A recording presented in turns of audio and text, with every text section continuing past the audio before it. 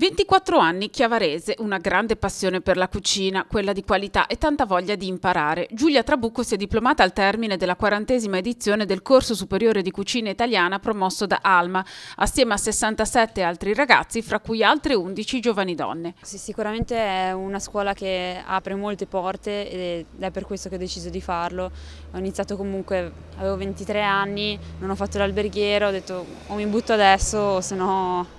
E quindi dopo qualche esperienza di lavoro qua in zona ho deciso di intraprendere questo corso. Il corso è nella scuola di Valtero Marchesi e la scuola si trova a Colorno, vicino a Parma. A valutare il grado di preparazione dei candidati è stata una commissione mista composta da docenti Alma sotto il coordinamento del direttore didattico chef Matteo Berti e da 51 visiting chef che insieme totalizzavano 26 stelle Michelin.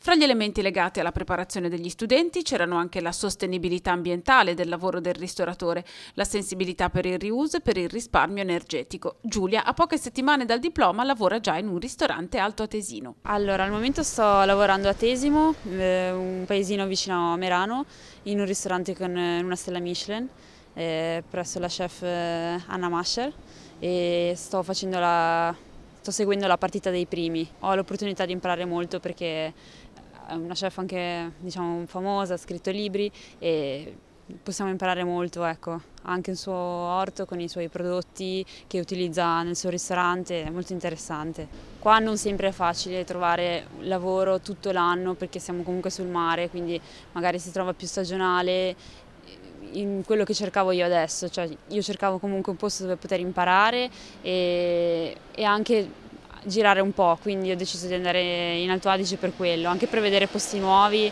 e cucine diverse. Giulia per ora vuole continuare a fare esperienza fuori Liguria, ma per il suo rientro ha già le idee chiare.